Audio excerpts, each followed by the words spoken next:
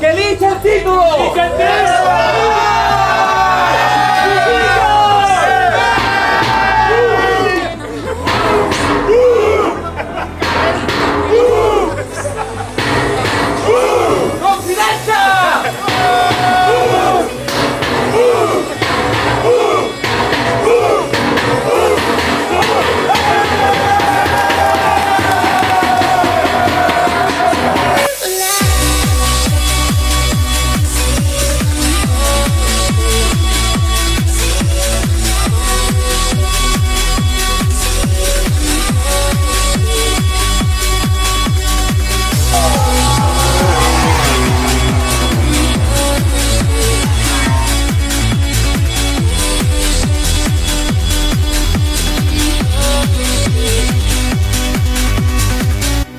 Assalamualaikum warahmatullahi wabarakatuh Kang Bro. Ketemu lagi dengan IWP Kang Mas yang akan mencoba menjabarkan kesampaian dengan race kemarin di MotoGP. Kemarin kita bahas mengenai Vedaiga.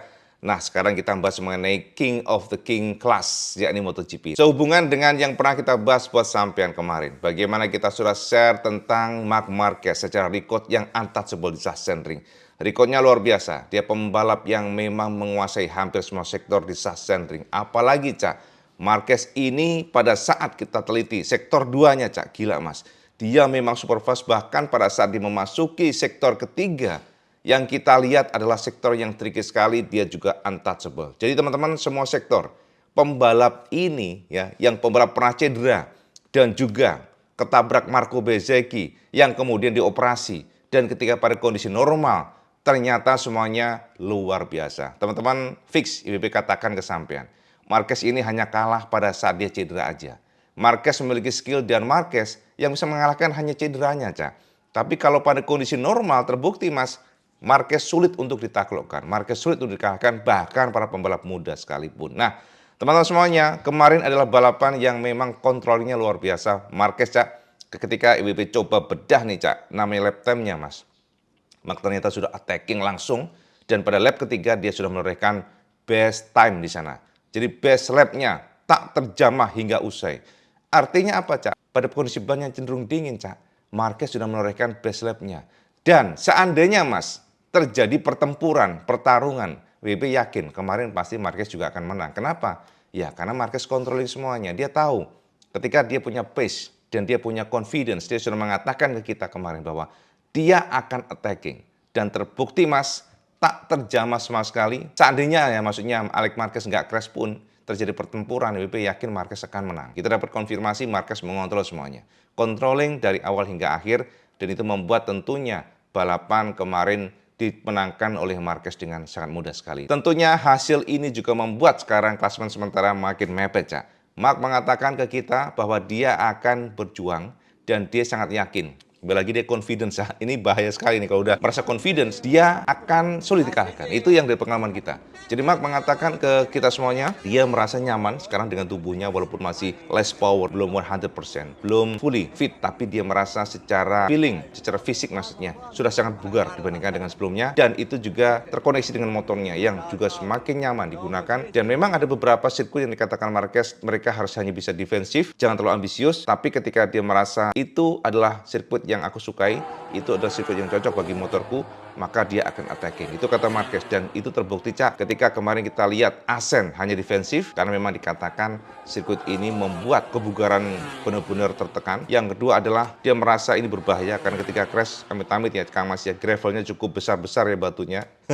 Dan itu membuat Marquez tidak terlalu pede untuk nge-push. Dan kemudian Cak, yang penting adalah ketika Marquez merasakan feeling front end-nya kurang dibandingkan dengan Aprilia, dia realistis ini bukan teritori Ducati sehingga dia hanya bisa bertahan, dan itu pun terbukti Mas ya. Jadi dengan hasil ini maka Aprilia harus benar-benar waspada, dan Aprilia memang rada ciut nyali Cak dengan performa Marc Marquez. Nah teman-teman, kita bedah dulu seperti apa detailnya, dan inilah data race Sachsenring yang dikuasai oleh Marc Marquez, King of the Sachsenring. Sama intip saja di sini Kang Mas. Raja itu memang ada Cak. Ini adalah Marc Marquez Mas. Teman-teman semuanya, data Yang bisa IWP share ke sampean semuanya adalah hasil bagaimana sepak terjang Marquez yang menaklukkan Sachsenring Jerman, Mas. Dibandingkan dengan sebelumnya atau race pada Moto3 dan juga Moto2, teman-teman. Ternyata suhu atau temperatur aspal pada saat MotoGP race kemarin cukup panas, Cak. Ground mencapai 42 derajat Celcius dengan kelembapan 40%. Sementara kondisi pastinya dry, teman-teman semuanya, aspalnya, dan juga di beberapa tempat ada mendung atau partly cloudy. Nah, teman-teman, dari sini Kang Mas, bisa kita simpulkan dan juga bisa kita pastikan Marc Marquez untouchable. Marquez, teman-teman semuanya, menorehkan poin 25, yang mana dari awal hingga akhir tak terjamah sama sekali. Tapi kita juga berikan acungan jempol buat Ai Ogura yang kita lihat semakin lama semakin kencang dan pace pembalap Jepang ini benar-benar luar biasa. Teman-teman semuanya, bahkan pembalap Jepang ini Ogura mengalahkan Fernandez dan juga Jorge Martin. Dan jika kita perhatikan dari setiap lapnya, Ogura memang semakin lama semakin kencang pada saat the end of the lap. Artinya konsistensi dia untuk memanage bannya juga luar biasa. Nah, teman-teman semuanya, Ogura finish posisi kedua dengan gap 1,9 detik. Sementara Fernandez ketiga dan keempat adalah Acosta. Salah satu pembalap yang cukup mengerikan ya dari kacamata IWB, teman-teman. Bayangin aja dengan kondisi limitasi KTM yang saat ini dikatakan masih belum sempurna, masih kalah dibandingkan dengan Aprilia ataupun Ducati. Tapi Acosta mampu merangsek ke depan dan bahkan overtake Martin, kemudian finish posisi keempat di belakang Fernandez. Nah, teman-teman, Martin di sini harus puas dengan posisi kelima dan memang kita lihat bagaimana BT-nya Martin, Cak. Martin adalah pembalap yang tipikalnya gampang BT-an, ya moodnya buruk ya menurut WB, sebab pada saat dia finish kemudian masuk ke pit, timnya mencoba untuk memberikan sapaan tapi dengan Martin cuekin ya, bahkan ditepis. Ini gambaran bahwa memang pembalap ini tidak tenang, pembalap ini secara kontrol emosinya agak kurang, Cak, ya kalau kita lihat seperti itu. Dan ternyata memang Martin hari ini finish di posisi kelima dan gapnya mencapai 11,3 detik dibandingkan dengan Marquez. Ini tentu sebuah gap yang cukup jauh, Cak, ya. Nah, Pecco, teman-teman, kita berikan acungan jempol buat Pecco walaupun gagal menyalip Martin, tapi pembalap Ducati Lenovo ini memang controllingnya luar biasa. Kita lihat bagaimana Pecco mencoba untuk menusuk berkali-kali, tapi dia paham ketika terjadi limitasi atau keterbatasan dari motornya. Dan memang di beberapa sektor Pecco kencang, tapi di beberapa sektor pula motor Ducati kalah dibandingkan dengan Aprilia. Sehingga pada beberapa saat dia melakukan serangan atau attacking, Martin kembali bisa overtake.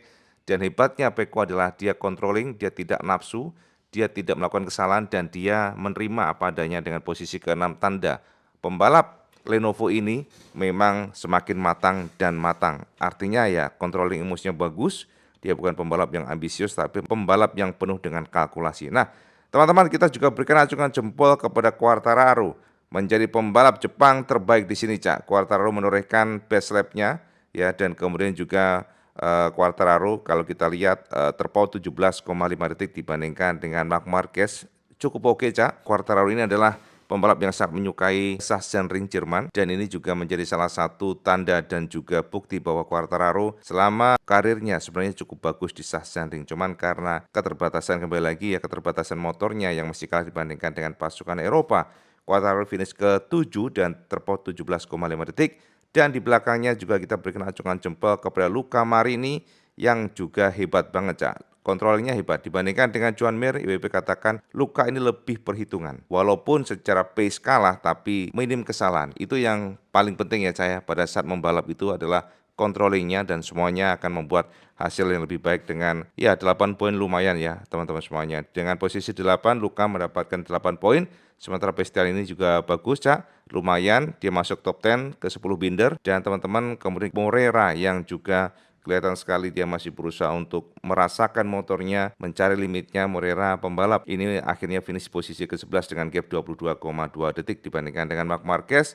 12 Miller, 13 Morbidelli, Rins ke-14 dan Toprak terpaksa paling belakang dengan 38,1 detik di belakang Marc Marquez. Ini memang salah satu PR berat ya bagi Toprak Razgatlioglu yang biasanya di depan sekarang paling belakang, dan ini dia pembalap-pembalap yang gagal finish dari Viñales, Cal Crutchlow, Alex Marquez, Joan Mir, dan juga Fabio Di Giannantonio. Dan jika kita lihat dari rankingnya, Mas, memang Marquez menguasai pole position tentunya dan fastest lap-nya masih kuasai Marquez ya teman-teman. Kemudian best race lap ternyata Jorge Martin yang menorehkan 1 menit 26.67 di 2024. Kemudian all time record masih dipegang oleh Marc Marquez yang pecah tahun ini dengan 1 menit 19.041 detik ya. Dan kemudian teman-teman, jika kita melihat dari data ini pula, mari kita intip untuk analisisnya. Ketika IWP coba mengamati secara detail, per lap time-nya memang Marquez ini king of the king, Sachsenring, tidak diragukan Mas. IWP katakan the king, karena kenapa? Baru di lap ketiga sudah menorehkan best lap, 1 menit 21.088 detik.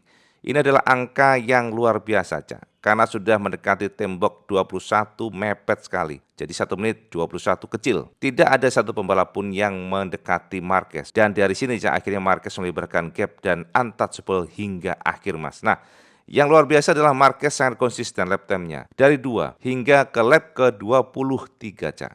Ada sedikit lah ya, nyempil 1.22.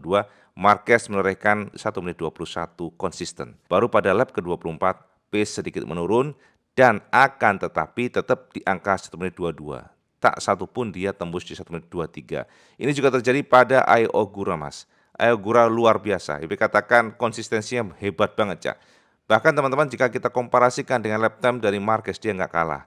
Walaupun, Cak, ya kalau kita komparasikan, bahkan, nah ini dia, Cak. Pada lap yang sama, 1 menit 24, ini baru ngedrop di 1 menit 22. Jadi memang konsumsi ban rata-rata cahaya sudah mulai kehabisan pada lap ke-24, Cak. Di sini kita perhatikan pembalap mulai mengendor dan juga pembalap mulai realistis, walaupun sebenarnya Ai Ogura juga ada pertempuran dengan Raul Fernandez. Nah, teman-teman, jika kita bandingkan dengan Raul Fernandez, maka sama akan lihat di sini, Cak, ya. Lap time-nya pun ternyata sedikit lebih turun dibandingkan dengan Ai Ogura. Raul harus realistis, Raul juga harus mengakui kehebatan dan kecepatan dari Ai Ogura, Cak. Di sini, Cak, ya, kita lihat Raul Fernandez sudah drop di 1 menit 23 pada lap ke-29 dan juga ke-30. Jadi teman-teman, ini gambaran kesampaian Fastest Lap East Rider-nya yang memberikan analisis ke kita performa dari pembalap yang memang Marquez controllingnya luar biasa, menggunakan ban tipe depan hard dan belakang medium, dia bisa memanage semuanya dengan sangat baik. Dan rata-rata, Cak, memang semua pembalap hari ini menggunakan tipe ban hard depan dan belakang medium. Nah, teman-teman, dari sini siapakah yang menjadi pembalap yang bisa menorehkan waktu terbaik? Dan ini dia, Cak. Yes, ini Kang Mas ya, yang Ibu tekankan kesampaian kenapa Ibu sebutkan tadi bahwa Marquez adalah king of the king Sachsenring. Tak satu pun pembalap yang mampu mengalahkan best time-nya untuk lap-nya pada saat race. Dan teman-teman, Alex Marquez menjadi pembalap kedua. Jadi kalau kita perhatikan dari lap time ini, maka Marquez menjadi pembalap terkencang Sachsenring. Sebenarnya 21.088 detik dan ditorehkan pada lap ketiga. Sementara Alex Marquez juga sama, Cak, pada lap ketiga pula, tapi tidak cukup untuk mengalahkan rekod Marquez pada saat attacking kemarin. Dan kemudian baru Acosta, kita berikan acungan jempol buat Acosta yang nyelip di sana, para KTM padahal di belakang. Tanda bahwa pembalap ini memang super luar biasa, memang kontrolnya hebat juga, dan dia adalah pembalap yang dikatakan akan mengalahkan Marquez nantinya. Ada analisa bahwa Acosta nanti akan bisa mengalahkan Marquez karena kenapa? Dia memiliki kelincahan dibandingkan dengan Marquez. Pedro Acosta lebih lincah pada saat flicking, itu katanya ya. Kita akan bahas nanti pada video terpisah. Nah, teman-teman, Ai Ogura keempat ternyata, dan Fernandez juga kelima. Tanda bahwa secara ranking kelihatan sekali bahwa memang para pembalap ini adalah pembalap yang kencang-kencang, Cak, posisinya ya teman-teman semuanya. Sementara Martin nongkring posisi terkencang ke-6, Pecco ke-7 dan 8 Fabio Di Giannantonio, Morera ke-9, kemudian baru disusul Fabio Quartararo, Miller, Mir, Luca Marini, Binder, dan terakhir adalah Maverick Viñales. Jadi ini gambaran kesamaan semuanya bahwa ternyata untuk record terbaik pada saat race, Marc Marquez untouchable, Marquez still king of the king. Oke, Kang Mas, dari sini, Cak, kita intip, apakah Marquez juga memiliki motor yang super fast pada saat top speed? Ternyata, Cak, IWP cukup terkejut, Kang Mas. Karena kenapa? Marquez bukanlah pembalap yang memiliki top speed tinggi. Ini dia, Cak. Nah, Kang Mas ya, jadi ternyata untuk memenangkan balapan di Sachsenring tidak perlu memiliki top speed tinggi, Cak. Tapi siapa atau pembalap yang mampu nge-push motornya pada fast corner ke kiri semuanya. Dan teman-teman, Marquez memang very strong pada sektor 2. Yang mana sektor ini mengumbar sekali left-hander ya teman-teman semuanya. Jadi ke kiri, dan memang Ai Ogura adalah pembalap yang memiliki top speed tertinggi, Cak. Aprilia masih the king di sini, Cak. Aprilia menorehkan 306,8 km per jam top speednya, disusul Marco Bezzecchi. Dan ketika kita surprise, Honda 305,9. Artinya, Cak, Honda secara horsepower tidak kalah, Mas. Tapi memang Honda memiliki beberapa kekurangan dari sisi untuk tikungannya yang memang masih perlu di-push lagi, di-improve lagi. Nah, teman-teman, Kemudian top speed lainnya adalah Ene Bastianini yang menjadi pembalap KTM terbaik disusul oleh Acosta. Jadi kalau kita lihat dari sini puncak, kita nggak menemukan indikasi ada Marquez. Pecco Bagnaia, sana nongkrong lagi Aprilia, ya teman-teman Martin, dan barulah Marc Marquez. Kalau kita lihat di sini Cak, Marquez menorehkan 304,2 km per jam. Itu pun pada saat kualifikasi. Dan itu tidak kita temukan pada saat race, yang artinya memang ini diambil secara gabungan Cak ya, dari hari Jumat sampai dengan race. Dan top speed dari Marquez bukan yang terbaik, kembali lagi Ai Ogura menjadi the best dan Marco Bezzecchi juga terbaik. Sementara ternyata tetap ya mesin Yamaha masih perlu diimprove karena top speed mereka lumayan jauh ya, walaupun sebenarnya kalau dari angka mereka sih nggak jauh-jauh amat, tapi dari data ini kelihatan jomplang 300 km per jam dari Alex Rins, sementara kalau kita lihat di sini Toprak menorehkan 302,5 km per jam atau menjadi pembalap Yamaha terbaik soal top speed. Nah, teman-teman sekarang dari semuanya hasil kemarin mari kita intip untuk World Championship dan inilah yang akan membuat Aprilia harus khawatir Mas. Teman-teman Aprilia must be worried kata komentator MotoGP nih Cak. Karena kenapa? Secara angka, Marc Marquez yang impossible bisa mempertahankan juara dunia 2026, tapi pada Sachsenring masih pertengahan musim maksudnya Cak ya, dan masih banyak race yang harus jalani teman-teman semuanya, ternyata makin mepet dan mepet poinnya. Martin menorehkan 208 poin. Kita harus memberikan acungan jempol Ogura yang tidak pernah kita kalkulasi sebagai kandidat juara dunia, kini berada di posisi kedua. Dan Ogura pun mengatakan Cak, dia tidak pernah menyangka bisa nangkring di posisi kedua klasemen sementara MotoGP, Cak. Dia tidak pernah bermimpi dan ini adalah pembalap yang memang tenang. Kembali lagi kita melihat karakter Ogura itu tidak eksplosif, dia tenang, dia bisa controlling semuanya. Dan ini modal penting, Cak. Teman-teman Martin menguasai tapi Ogura membayangi dengan 14 poin. Ingat Mas, any mistake apapun itu bisa terjadi dengan angka yang seperti ini pada race sekarang MotoGP era modern ini memang sangat berbahaya dengan angka tersebut. Marc Marquez pun sama, Cak. Marquez yang sebelumnya di luar prediksi kita dan terpaut bahkan seratusan poin, Cak. Tapi kini dia nangkring posisi ketiga, merangsek. Dan ketika kita perhatikan dia hanya terpaut 18 angka dari Jorge Martin. Artinya pertarungan juara dunia kali ini memang diisi oleh 5 pembalap. Jadi Martin, Ogura, Marquez, Marco Bezzecchi, Fabio Giannantonio. Nah, dari sini Cak, kira-kira siapa yang berpotensi juara dunia kita akan berikan analisa kesampean. Nah, kemudian ketujuh adalah Acosta yang konsisten juga, Bagnaia ke-8, Alex Marquez 9, sayang sekali crash. Kalau enggak dia mungkin bisa maju lagi. Luca Marini 10 dan Aldeguer 11, Bastianini 12, Binder 13, Quartararo 14, Morera 15 dan terakhir teman-teman semuanya kita lihat di sini adalah Viñales. Kita nggak pernah menyangka Viñales separah ini bahkan kalah dibandingkan dengan Toprak Razgatlioglu. Nah, dari sini Mas kita intip untuk World Championship Classification. Aprilia menjadi penguasa ya teman-teman semuanya. Konstruktor dengan 330 tapi dibayangi ketat oleh Ducati yang sepertinya juga sangat berbahaya kali ini. Kita lihat di tangan Marc Marquez kita cukup khawatir Aprilia akan disusul. Ya, terpaut 11 angka tentunya cukup mepet dan ketiga KTM, sementara keempat Honda dan yang paling terakhir dari Yamaha. Sementara untuk tim Aprilia Racing menguasai 394, sementara Trackhouse Racing luar biasa nongkrong di posisi kedua dan ketiga Ducati Lenovo Team dan 4 adalah VR46, kelima Red Bull KTM, 6 BK8 HRC di posisi ke-7 dan Red Bull KTM Test3 ke-8, LCR Honda 9. Sementara 10 Monster Energy Team dan paling buncit adalah Prima Pramac Yamaha MotoGP. Nah, teman-teman semuanya ini gambaran kesampaian untuk klasifikasi World Championship dan juga penegasan kesampaian bahwa memang Marc Marquez untouchable. Apapun yang terjadi di sana nanti atau di Sachsenring maksudnya kemarin, memang Marquez adalah raja di sana, sulit untuk dikalahkan.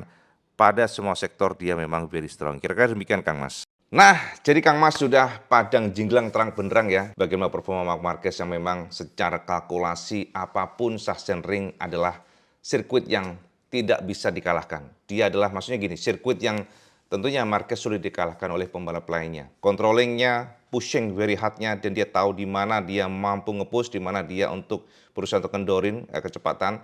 Yang pasti controllingnya itu memang Marquez masternya dan juga very fast pada saat left hander. Itu yang penting ya Cak ya. Jadi pada saat menikung ke kiri, seperti yang sudah lebih besar kesamaan semuanya, memang Marc adalah master untuk anti clockwise. Dan tidak satupun pembalap ketika mencoba mendekati pada saat nikung ke kiri, rata-rata mereka tidak mampu jabarin kekuatan Marquez. Jadi teman-teman, ketika kita coba intip di waterfall ya teman-teman, dengan kondisi yang memang sangat tricky sekali, Marquez super fast di sana. Bahkan ketika kita lihat pada last sektor pun Marquez sangat kencang. Ya teman-teman, ini adalah gambaran kesampaian.